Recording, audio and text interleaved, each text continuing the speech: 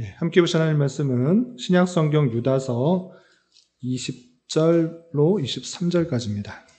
유다서 한 장으로 되어 있는데 20절부터 23절까지 말씀을 함께 읽고 우리 개관 공부 같이 하도록 하겠습니다.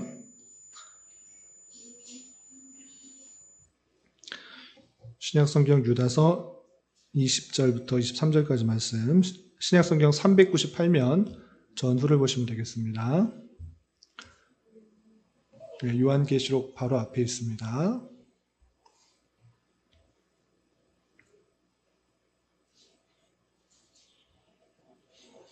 예, 20절부터 23절까지 함께 봉독합니다. 사랑하는 자들아, 너희는 너희의 지극히 거룩한 믿음 위에 자신을 세우며 성령으로 기도하며 하나님의 사랑 안에서 자신을 지키며 영생에 이르도록 우리 주 예수 그리스도의 긍휼을 기다리라. 어떤 의심하는 자들을 긍휼히 여기라. 또 어떤 자를 불에서 끌어내어 구원하라. 또 어떤 자를 그 육체로 더럽힌 옷까지도 미워하되 두려움으로 긍휼히 여기라. 아멘. 잘 오셨습니다. 오늘 신약개관 유다서를 살피는 날입니다. 이제 다음 주까지 하면 신구약 성경 개관을 다 살펴보게 되는데 오늘은 유다서를 살펴보게 될 것입니다. 유다서는 보시면 한 장으로 되어 있는 짧은 서신이기 때문에 요거를 배우기 앞서서 우리가 지난 시간에 배웠던 내용들을 잠깐 요약하고 오늘 공부를 하도록 하겠습니다.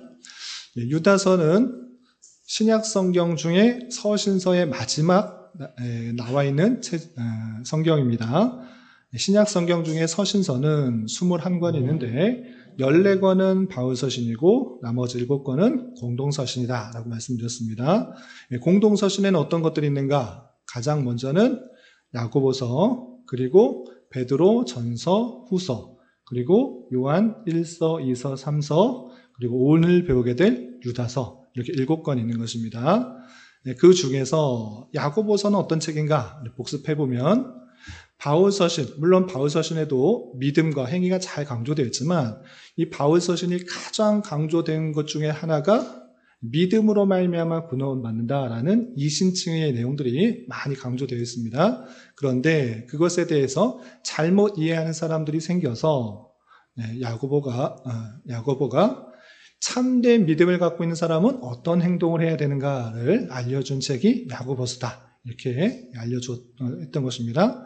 그래서 행하지 않는 믿음은 죽은 것이다 라고 했을 때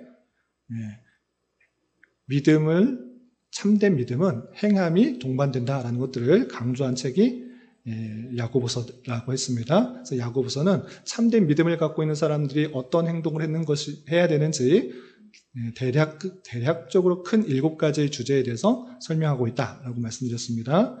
그리고 베드로 전서와 후서가 있는데 베드로 전서 먼저 생각해 보면 베드로 전서를 쓸 때 당시에 성도들, 예수 그리스도를 믿는 그 성도들은 즐거움과 기쁨과 행복한 삶을 살고 있었던 것이 아니라 대단히 큰 핍박 가운데 있었다는 것을 우리는 확인하게 됩니다. 그럴 때 핍박 가운데 있는 성도, 고난 가운데 있는 성도들에게 베드로 사도는 꼭 전해주고 싶었던 말들이 있었던 것입니다. 그것은 무엇이냐? 그 고난 중에서도 그것을 두려워하지 말고 자신의 신앙 정체성을 바로 가져서 앞으로 주님께서 재림하실 것을 기대하는 종말론적인 삶을 살아야 된다는 것들을 강조한 책이 베드로 전서인 것입니다. 그래서 우리의 정체성은 하나님의 거룩한 백성, 베드로서 2장 9절에 나와 있는 그 내용들을 잘 기억하여서 고난도 잘 극복하고 또한 각자의 처해진 자리에서 주님의 재림을 기대하는 성도로서 살아가야 될 것을 교훈하고 있었다라고 배웠습니다. 그리고 베드로 후서에서는 그 중에서도 그 핍박, 환난, 고난이 바뀐 것은 아닙니다. 그럼에도 불구하고 재림에 대해서 오해하던 이단들이 나타났기 때문에 그들에 대해서 어떻게 될 것인지에 더 강조하면서 재림 신앙을 바로 가져야 될 것을 강조한 것이 베드로 후서다 이렇게 말씀드렸습니다. 그리고 요한 1서, 2서, 3서 있는데 요한 1서는 사도 요한이 성도들에게 쓴 첫 번째 편지로서 그 주제는 서로 사랑하라. 사랑 안에서 사랑하는 자로서 말씀들, 그 계명 안에서 힘써 지켜야 될 것과 특별히 영들이 많이 있는데 모든 영들이 같은 것이라 생각하지 말고 하나님께 속한 영인지 속하지 않은 영인지 분별해야 된다. 이것을 강조했습니다. 그래서 그 당시에 영지주의자들이 예수께서 육신으로 오신 것이 아니다. 예수 그리스도를 부인하는 그런 이단들이 많이 나타났는데 그런 상황 속에서 그 교회 안에 분란과 하나 되지 못하는 것들이 있기 때문에 영지주의자들을 잘 분별하고 교회 안에서 더욱더 사랑해야 될 것과 또 사랑을 갖고 있는 사람이라면 하나님의 사랑을 깨달은 자로서는 항상 하나님의 말씀을 힘써 지키는 것이 마땅하다라는 것들을 요한 1서를 통해서 강조하고 있었던 것입니다. 요한 2서는 무엇인가? 요한 1서의 내용을 요약한 것이다. 이렇게 생각하면 편합니다. 요한 1서는 내용이 길지만 그 내용을 압축하여서 한 장으로 정리한 것이 요한 2서인 것입니다. 그래서 교회 안에서 더욱더 사랑 안에서 하나 될 것과 이단들을 분별해야 될 것을 말하는데 특별히 그때 당시에 이단들은 복음 전도자와 비슷하게 그 이론들을 전파하고 있었습니다. 어떻게 했는가? 순회 전도를 했던 것입니다. 순회 전도다. 바울도 이쪽 저쪽 다니면서 복음을 전했듯이 그 영향을 받은 그 사도들의 제자들도 순회를 하면서 전도를 다녔습니다. 마찬가지로 영지주의자들도 같은 지역에서만 그렇게 한 것이 아니라 돌아다니면서 자기의 생각들을 밝혔던 것입니다. 그런데 요한 2서를 통해서 딱 들어보고 그 사람이 영지주의자예요. 예수 그리스도를 부인하는 사람이라면 한두 번 경계한 후에 집 안으로 들어오게도 인사도 하지 말고 집 안으로 들어오게도 하지 말라고 하면서 그때 당시에 순회 전도자들을 잘 영접하고 잘 보살폈던 것들 주의해서 그 사람들을 좀 그 경계를 더욱더 강화해라 이렇게 표현하는 것입니다. 그래서 요한 1서의 요약이 요한 2서다라고 할 수 있는 것입니다. 요한 3서는 무엇이냐? 지난주에 배웠듯이 그 요한 2서하고 비슷한데 실제적인 내용이 담겨 있는 것입니다. 그래서 교회에 대한 편지라기보다는 요한 3서는 개인에게 보내는 그런 말씀인 것입니다. 그래서 그 수신자, 편지를 받는 사람이 분명하게 드러나고 있습니다. 요한 3서는 누구인가? 가이오라는 사람입니다. 그래서 가이오에게 쓴다라고 하면서 가이오에게 그렇게 순회 전도자들을 잘 대접하는 것 잘하고 있다. 앞으로도 계속해라. 하고 그 일들을 격려할 뿐만 아니라 데메드리오라는 스스로 높아지려고 하는 사람에 대해서 경계하면서 잘못 사상을 잘못된 신앙들을 전하는 사람들, 이단 거짓 교사들에 대해서 분별하고 순회 전도자들을 잘 맞이해야 될 것을 강조한 것이 요한 3서다라고 했습니다. 그래서 요한 3서는 구체적인 이름들이 계속해서 드러나고 있습니다. 가이오도 드러나고 그리고 그다음에 데메드리오도 드러나고 또 어떤 사람이 등장했죠? 보시면 칭찬하는 사람으로서는 가이오 그리고 잘못한 사람의 이름으로는 디오드레베는 우리 순회 전도자들을 맞아들이지도 않고 맞아들인 사람들을 또 비방하고 쫓아낸다. 이렇게 말하면서 디오드레베는 잘못했고 가이오는 잘했다라고 칭찬하면서 마땅히 어떠한 삶을 살아야 되는지 잘 보여주고 있는 것입니다. 자, 오늘은 유다서에도 배우도록 하겠습니다. 유다서도 한 장으로 되어 있는 아주 짧은 책인데 교환을 보면서 우리 성경과 같이 읽어보면서 공부하도록 하겠습니다. 우선 1페이지 보시면 교환 1페이지 보시면 책 제목 되어 있는데 책 제목은 헬라어로는 이오다라고 해서 유다의 이름을 갖고 있습니다. 그래서 발신자의 이름이 그 책 제목인 것입니다. 본서 그리고 기록자 보시면 유다로 되어 있는데 1장 1절을 보겠습니다. 각자의 성경 1장 1절을 보시기 바랍니다. 요한 1서, 2서, 3서는 요한의 이름이 등장합니까? 등장하지 않습니까?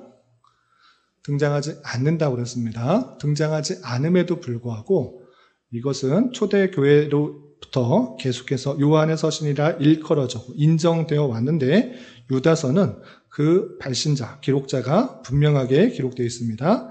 그래서 유다서 1장 1절을 보시면 예수 그리스도의 종이요 야고보의 형제인 유다는 이라고 누가 기록했는지, 누가 썼는지 잘 표현되고 있습니다.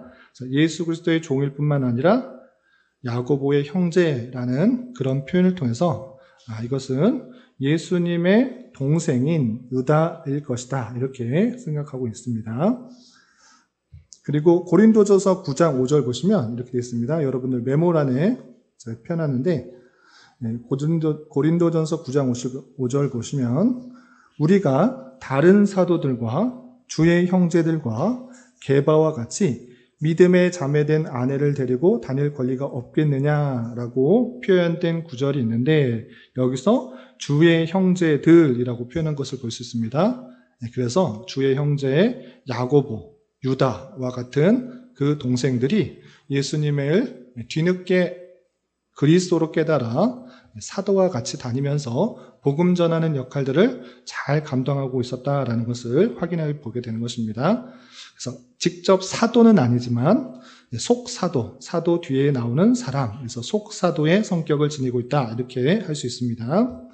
그리고 이 예수님의 동생인 유다가 누구에게 편지 쓰는가? 1절 하반절에 분명하게 드러나고 있습니다. 누구인가?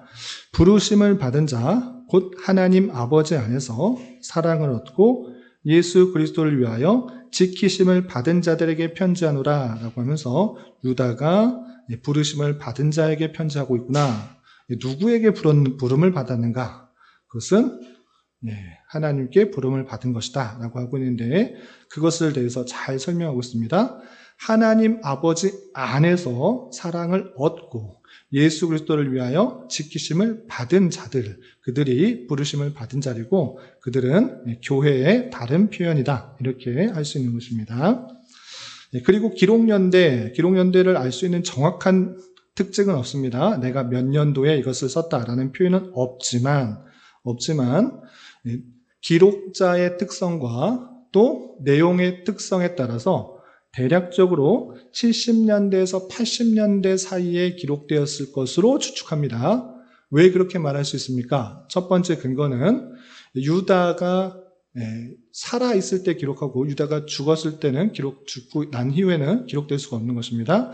그래서 80년, 유다가 죽기 전인 80년 이전일 것이다 라는 생각을 할 수가 있고 두 번째는 그러면 예수님이 살아계실 때 또는 예수님이 돌아가시고 얼마 안 있다가 그것을 기록할 수도 있지 않습니까? 라고 할 수 있는데 그렇게 생각할 수 없는 것은 이 내용이 그 복음에 대해서 전파를 받은 그 내용들이 있는 것입니다. 그래서 흩어져 있는 그 내용들에게 복음이 전파될 뿐만 아니라 그리고 70년이라는 기준을 정한 것은 무엇이냐면 이 70년에 예루살렘이 멸망을 당하게 됩니다. 그래서 로마의 군대에 멸망을 당하게 되는데 그 내용들이 등장하고 있지 않기 때문에 예언으로나 그런 것들이 등장하고 있지 않기 때문에 이것을 그때 이후로 보는 것입니다. 그래서 예루살렘의 함락에 대한 예언적 언급이 없는 것으로 보아 함락 이후가 아닐까 이렇게 추측하는 것입니다. 정확하게는 알 수 없습니다. 그래서 70년에서 그리고 유다가 죽기 전인 80년경으로 생각을 하는 것입니다. 그리고 특별히 유다서의 전체 주제가 무엇인가? 영지주의자들, 요한 1서, 2서, 3서의 배경이 되는 영지주의자들에 대해서 또 언급을 하고 있습니다. 그렇기 때문에 1세기 후반, 1세기 말경으로 생각할 수가 있는 것입니다. 그렇기 때문에 예수님이 생전에 계실 때도 아니고 또 초대교회가 생길 때도 아니고 그것으로 대한 이단이 나타난 1세기 말 그럼에도 불구하고 유다가 살아있을 때야 되니까 80년 이전으로 생각하는 것입니다. 대략적으로 70년에서 80년대가 그 기록 연대가 아닌가 이렇게 생각하는 것입니다. 그리고 이 페이지 한 장 넘겨서 기록 배경과 목적을 보겠습니다. 배경을 보시면 초대교회에 만연된 영지주의 이단을 경계하는 편지다라고 할 수 있습니다. 그리고 특정한 수신인에 대해서 특정한 어떤 사람 이름이 있는 것이 아니라 그냥 부르심을 받은 자다, 그러니까 성도들이다, 교회다 이렇게 말하기 때문에 어떤 국한되어 있는 그런 모습도 아닙니다. 그럼에도 불구하고 영지주의자들에 대한 주의를 강조하고 있는데 영지주의자들은 어떤 사람들인가 여러 번 강조했지만 성경에서 말하고 있는 창조론을 부인하고 또 예수께서 성육신 했다라는 사실을 부정하는 그런 사람들입니다. 왜 그러한가? 육체는 계속적인 죄를 짓는 모습들이 다양한데 어떻게 구원자가 우리의 사람의 육신을 입고 올 수 있느냐라는 것을 부정하는 것입니다. 그래서 그런 사람들을 영지주의자들인데 초대교회 때 그런 사람들이 많이 있다는 것입니다. 그런 상황 속에서 그 영지주의자들, 예수님께서 성육신 하셨다라는 사실들을 부인하는 사람들에 대해서 주의하도록 쓴 글이 유다서다라고 할 수 있습니다. 그리고 유다서에서 긍정적인 상황과 좀 좋지 않은 상황들을 나눠서 좀 정리를 하면 다음과 같습니다. 첫 번째로 긍정적인 상황들은 어떤 것이 있는가? 첫 번째 1절을 보면 바른 정체성을 갖고 있다라고 할 수 있습니다. 어떤 표현이 있었냐면 사랑을 얻은 자들, 아버지 안에서 사랑을 얻은 자들이라고 표현이 됐고 또 부르심을 받은 자들이라는 그런 정체성을 갖고 있는 그런 긍정적인 상황이 있습니다. 전혀 하나님에 대해서도 모르고 예수님에 대해서 모르는 그런 사람이 아니라 하나님도 알고 또 예수 그리스도의 사랑도 아는 그런 사람이라는 그런 긍정적인 상황이 있습니다. 뿐만 아니라 지식적인 면에 있어서 예수 그리스도에 대한 본래 모든 사실을 알고 있습니다. 어떤 표현이 있는가? 5절을 보시면 너희가 본래 모든 사실을 알고 있으나 라고 하면서 초대 교회, 사도들 또는 사도들로 영향받은 또 다른 제자들을 통하여서 이 수신자들은 모든 사실을 알고 있습니다. 무슨 사실인가? 복음에 대한 오직 예수 그리스도를 통해서 우리의 죄가 씻겨지고 구원을 받는다라는 그 모든 사실을 알고 있다, 모른다? 알고 있다. 너희가 본래 모든 사실을 알고 있다라고 선언하는 것을 통해서 이 초대교회의 유다서를 받는 첫 번째 독자는 이 모든 사실들을 알고 있는, 복음에 대해서 알고 있는 그런 사람들이다라는 긍정적인 면이 있습니다. 그리고 행실적인 모습에 있어서는 서로 애찬하는 모습이 있습니다. 12절에 이런 표현이 있습니다. 12절 보시면 그들은 기탄 없이 너희와 함께 먹으니 너희의 애찬에 암초요 라고 하고 있습니다. 이것은 물론 그때 당시에 영지주의자들, 이단에 대한 비판하는 글인데 그 비판하는 글 속에 그 너희, 수신자의 모습이 드러나고 있습니다. 그 영지주의자들이 너희와 함께 먹고 너희의 애찬 가운데 있는 암초와 같은 역할을 한다라는 그 표현을 통해서 그 사람들이 서로 함께 먹고 애찬을 나누는 그런 사랑의 교제를 나누고 있는 그 모습을 볼 수가 있는 것입니다. 이러한 긍정적인 그런 상황도 있는 것입니다. 그런데 이런 상황만 있는 것이 아니고 부정적인 상황이 훨씬 더 많습니다. 어떤 상황도 있는가? 크게 두 개로 나눌 수 있는데 첫 번째는 이단들, 대적자가 등장했다는 것이고 두 번째는 의심하는 자, 불에 빠진 자와 같은 자, 육체로 더럽힌 옷을 입은 자들이 발생했다라는 것입니다. 이 대적자, 이단자들은 어떤 것인가? 아주 설명이 구체적으로 잘 드러나고 있습니다.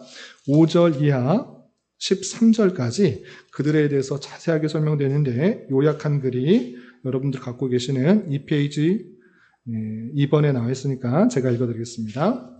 이 대적자들은 교회 밖에서 가만히 들어왔습니다. 또한 그들은 예적부터 판결을 받기로 미리 기록된 자들이다 라고 표현했습니다. 예적부터 하나님의 심판을 받기로 계획되어 있는, 작정되어 있는 사람이다 라고 하고 있고 또 하나님의 은혜를 방탕한 것으로 바꾸었다라고 표현하고 있습니다. 무슨 뜻이냐면 하나님의 은혜로 우리가 구원받았기 때문에 우리가 육체가 구원받는 것이 아니기 때문에 육체는 아무렇게나 살아도 된다. 우리 영이 구원받는 것이다. 이렇게 말을 하기 때문에 하나님의 그 놀라운 은혜를 방탕한 삶으로 바꾸는 그런 이단자들이었던 것입니다. 그리고 4절을 보시면 예수님이 그리스도인 것을 부인하는 자이고 육에 속한 자이고 성령이 없는 자라고 할 수 있습니다. 뿐만 아니라 그들은 교회의 분열을 일으키고 애찬까지도 성도들이 함께 떡을 떼며 또 교제하는 그런 모든 일들까지도 자신의 악한 행위를 표현하는 기회로 여기는 것입니다. 그들에 대해서 표현하기를 유다는 이성 없는 짐승과 같이 본능으로 아는 자고 음란하며 육체를 더럽히며 원망하며 불만을 토하며 정욕대로 행하며 자랑하는 말을 하며 이익을 위하여 아첨하는 문제도 가지고 있다라고 표현하고 있는 것입니다. 이렇게 그 대적자들에 대해서 적나라하게 그 정체와 실체를 밝혀가며 그들에 대해서 더욱더 주의해야 된다. 이렇게 표현하고 있는 것입니다. 뿐만 아니라 아까도 말씀드린 것처럼 신앙에 의심하는 자, 또 불의에 빠진 자, 또 육체로 더럽힘을 옷을 입은 자들도 발생하면서 그 교회 안에 성도들 가운데 다양한 혼란이 나타나고 있는 부정적인 상황을 볼 수가 있는 것입니다. 이런 상황 속에서 이 편지를 통해서 의도하는 것이 무엇인가? 그것이 3절과 4절에 잘 드러나고 있었습니다. 3절, 4절 보시면 특별히 3절 전반절에 보면 이 유다서를 맨 처음에 기록할 목적이 이거였는데 목적이 바뀌어서 이것을 쓰게 되었다라고 표현하고 있습니다. 성경을 자세히 보면 이 글을 왜 썼는지 목적하는 것이 잘 드러나지 않는 경우가 많고 또 잘 드러나는 경우도 있고 유다서와 같이 원래 의도는 이거였는데 바뀌었다라는 표현도 등장한 것입니다. 유다서는 유일하게 원래 의도는 이거였으나 바뀌어서 이렇게 썼다. 이것을 위해 썼다. 이렇게 드러나고 있습니다. 어떻게 표현되고 있는지 3절을 같이 보도록 하겠습니다. 3절 보시면 원래 의도가 뭐였는지 이렇게 표현되고 있습니다. 3절 전반절에 사랑하는 자들아 우리가 일반으로 받은 구원에 관하여 내가 너희에게 편지하려는 생각이 간절하던 차에 라고 하면서 이 유다가 어떤 마음이 간절했는가? 그것은 우리가 일반으로 받은 구원, 그것에 대해서 너에게 전하려고, 편지 쓰려고 하는 마음이 간절했다라고 표현하고 있습니다. 그래서 우리가 받은 구원에 대해서 그 구원이 얼마나 큰 것인지 전하려고 편지를 계속 쓰고 싶었습니다. 그러나 그 편지를 쓴 것이 아니라 그것이 목적이 바뀌었다라고 표현하고 있습니다. 어떻게 바뀌었는가 보시면 그 차에 성도에게 단번에 주신 믿음의 도를 위하여 힘써 싸우라는 편지로 너희를 권하여야 할 필요를 느꼈다라고 표현했습니다. 일반으로 받은 구원에 대해서 쓰려고 했는데 그것이 아니라 성도에게 단번에 주신 믿음의 도를 위하여 힘써 싸우라.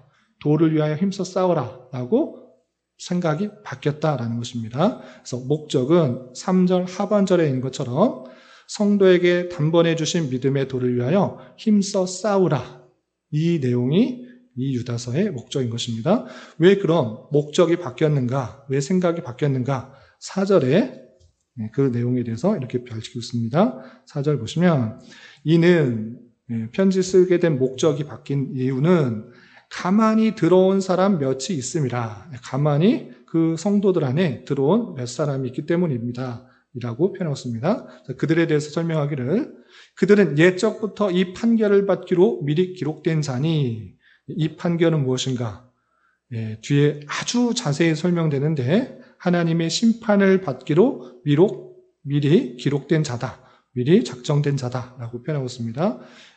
그는 경건하지 아니하여 우리 하나님의 은혜를 도리어 방탕한 것으로 바꾸고 홀로 하나이신 주제 곧 우리 주 예수 그리스도를 부인하는 자니라 라고 하면서 예수 그리스도를 부인하고 하나님의 은혜를 방탕한 것을 바꾸는 영지주의자들에 대해서 그것을 밝히고 있는 것입니다. 이때 당시 영지주의자들 영이 구원받는 것이기 때문에 육은 어떻게 살아도 된다. 육은 원래 거룩하지 않은 거야. 원래 죄가 많은 거야. 라고 하면서 방탕한 삶으로 이끌었는데 그런 영지주의자들에 대해서 하나님의 심판, 하나님의 판결을 받기로 작정되었다라고 표현하고 있는 것입니다. 그래서 이 글을 쓴 목적은 3절 하반절에 나온 것처럼 성도에게 단번에 주신 믿음의 도를 위하여 힘써 싸워라.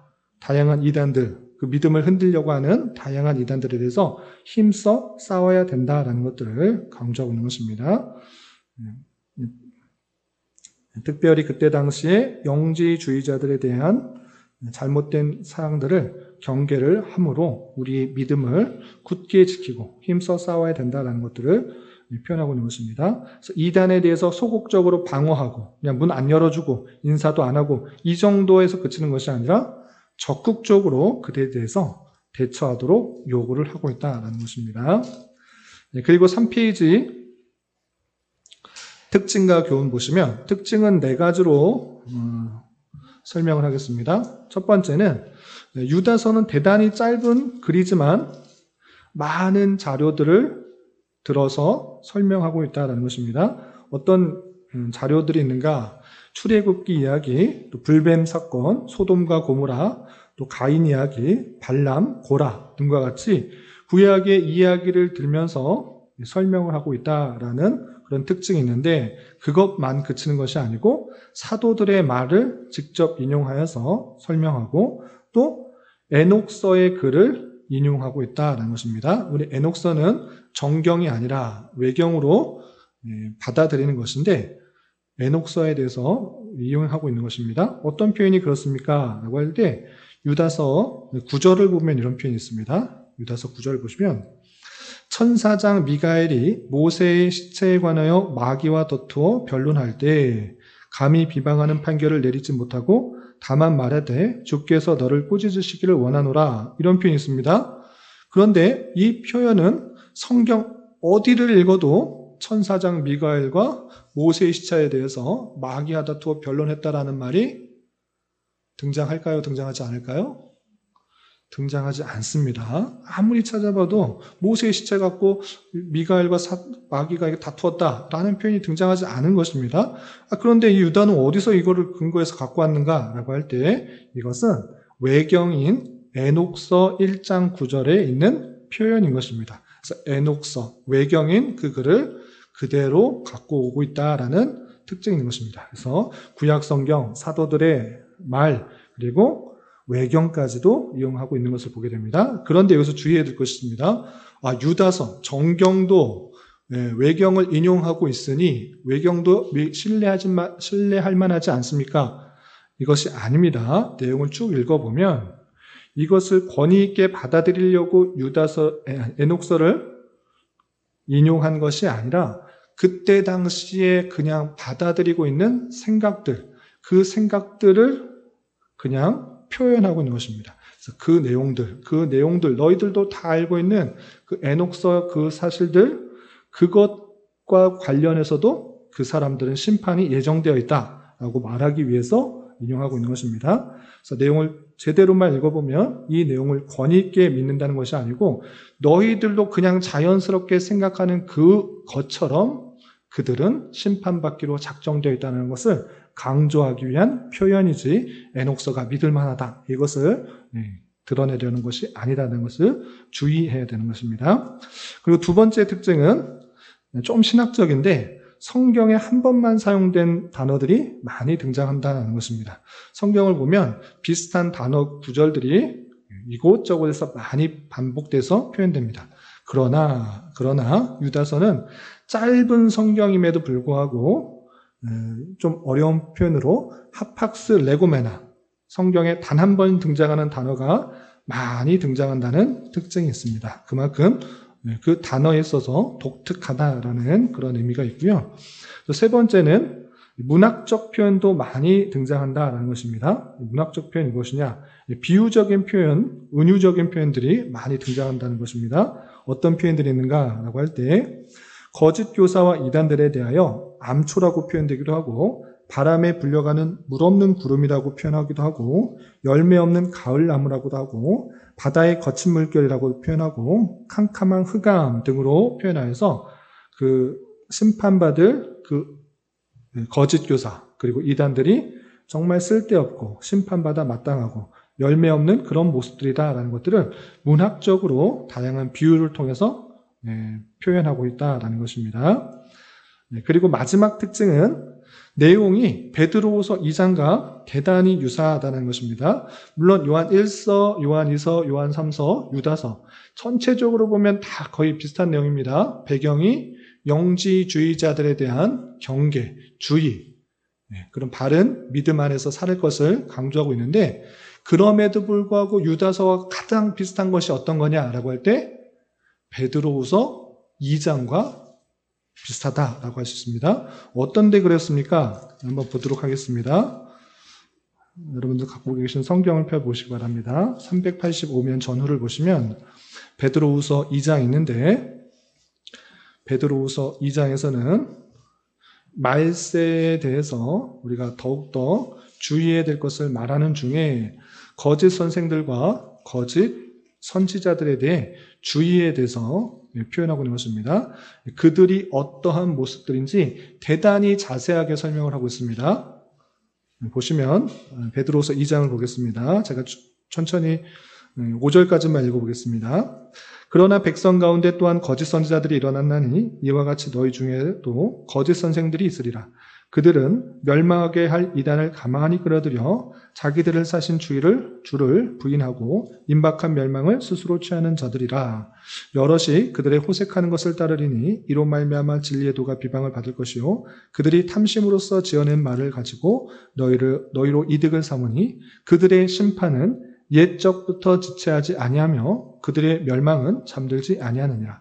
하나님이 범죄한 선사들을 용서하지 아니하시고 지옥에 던져 어두운 구덩이에 두어 심판 때까지 지키게 하였으며 옛 세상을 용서하지 아니하시고 오직 의를 전파하는 노아와 그 7 식구를 보존하시고 경건하지 아니한 자들의 세상에 홍수를 내리셨으며 소돔과 고모라의 성을 멸망하기로 정하여 라고 쭉 말하면서 거짓 선생과 거짓 선지자들이 나타나게 되는데, 그들은 심판받기로 작정되었고 그 구약의 이런 모습처럼 심판을 받을 것이다. 그리고 그들의 특징들은 이러한 것이다 라고 베드로후서에 아주 자세하게 나왔습니다. 그런데 이것과 마찬가지로 유다서를 보면, 그러니까 다시 유다서로 넘어오시면 1장 5절에 그들이 어떤 특성을 갖고 있는지, 그리고 구약 성경에 나와 있는 그 모습들처럼 이러한 심판을 받을 것이라고 설명하는 내용들이 대단히 베드로후서와 유사하다라는 것입니다.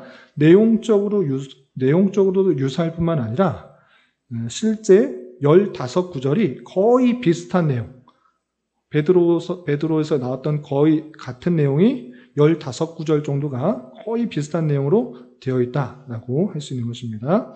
그래서 이것은 유다서는 베드로후서의 2장의 내용이 요약이다 또는 비슷한 내용이다 이렇게 생각하시면 특징적으로 알아둘 수 있겠습니다.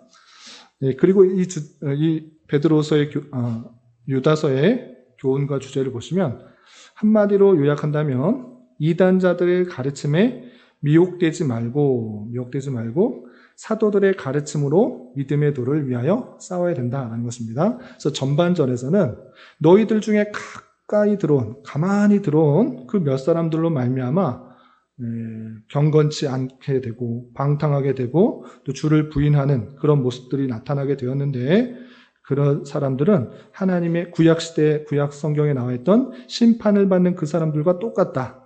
그리고 다양한 비유를 통해서 그런 사람들의 미혹되지 말라라는 내용이고, 그 뒷부분의 내용은 무엇이냐?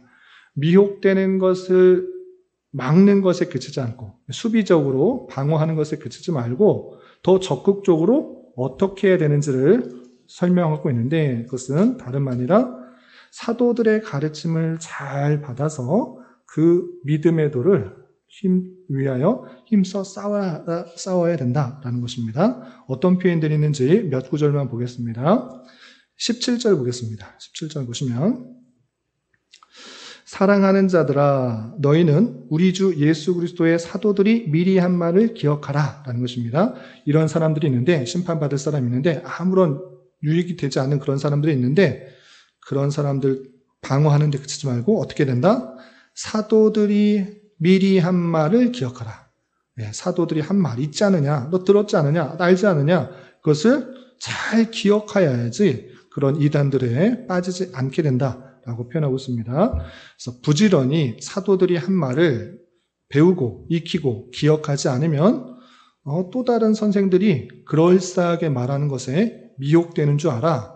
더욱더 적극적으로 사도들이 한 말을 잘 배우고 익히고 기억해야 된다라는 것을 강조하고 있습니다. 그리고 20절 보시면 아까 우리가 처음에 읽었던 그 부분인데 20절, 21절 보시면 사랑하는 자들아 너희는 너희 지극히 거룩한 믿음 위에 자신을 세우며 성령으로 기도하며 하나님의 사랑 안에서 자신을 지키며 영생에 이르도록 우리 주 예수 그리스도의 긍휼을 기다리라 라고 하면서 우리가 믿음 위에 자신을 굳게 세우려고 하는 그런 자세 아주 중요한 것입니다. 가만히 있으면 믿음이 쌓이는 것이 아니라 그 믿음 위에 거룩한 믿음, 하나님 사도들이 준 그 경건의 말, 그 복음 위에 자신을 세울 수 있도록 더욱더 노력해라.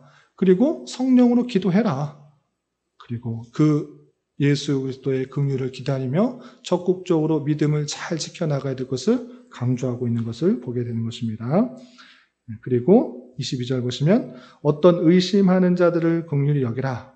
정말 주님께서 다시 오실 것인가? 우리가 부활할 것인가? 등등등 여러 가지 의심하는 자들을 불쌍히 여겨서 그리고 그 의심하는 자들을 끌어내어서 구원해야 된다는 것입니다. 그 미혹과 유혹에 빠져서 잘못된 길로 가지 않게 끌어내어서 올바른 길로 함께 교회를 이루어서 주님의 그 재림을 또 그 복음 안에서 성도들을 잘 세워나가야 될 것을 적극적으로 강조하고 있다. 이렇게 생각하시면 되겠습니다. 그래서 사도들의 가르침을 통한 믿음의 실천이 믿음을 지키는 가장 최선의 방법임을 교훈하고 있는 특징이 있다라고 했습니다.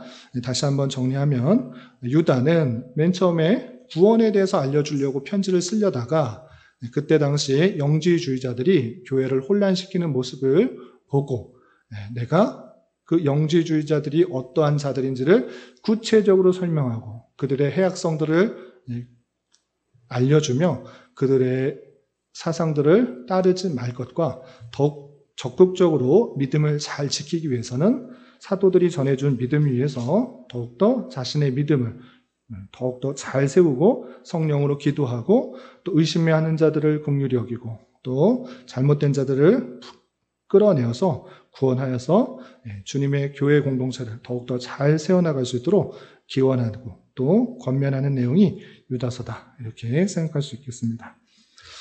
나머지 구조나 내용들은 지금 다 살펴봤으니까 넘어가도록 하겠습니다. 여기까지 유다서를 배웠고요.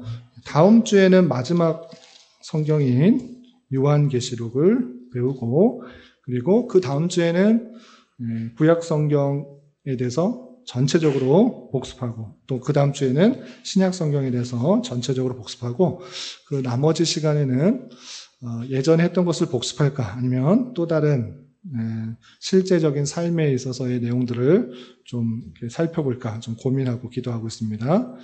또 힌트를 주시면 또 원하는 것들이 있으면 요청해 주시면 감사하겠습니다. 혹시 질문 있으신가요? 그럼 기도하고 마치겠습니다.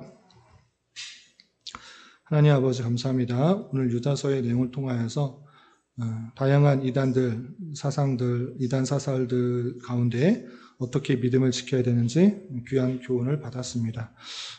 그때 당시뿐만 아니라 오늘날에도 다양한 또 불건전한 신앙의 운동들과 또 이단 사설들이 너무나 많이 있사오니 주님 이런 상황 속에서 더욱더 믿음을 잘 지키기 위해서 하나님의 말씀을 부지런히 읽고 배우고 기억하고 깨달아서 우리의 믿음을 그곳에 잘 세워나갈 수 있도록 인도하여 주시고 또한 여러 가지 혼란과 또 어려움 속에서도 또 주님의 긍휼을 기다리며 또 하나님의 은혜를 기다리며 또 자신을 잘 세워갈 뿐만 아니라 또 여러 가지 힘들고 어려운 가운데 있는 여러 성도들을 함께 돕고 또 나눌 수 있는 저희 모두가 될 수 있도록 인도하여 주시옵소서.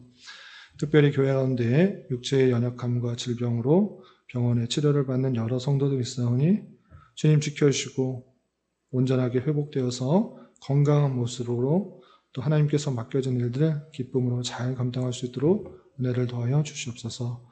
또 주님께서 이곳에 주님의 교회를 세워주셨사오니 또 하나님의 말씀이 필요한 자들을 많이 보내주셔서 하나님의 말씀으로 힘을 얻고 위로를 얻고 능력을 얻어 주어진 자리에서 하나님의 뜻을 잘 실천하며 이루어가는 그런 교회로 온전히 성장할 수 있도록 은혜를 더하여 주시옵소서.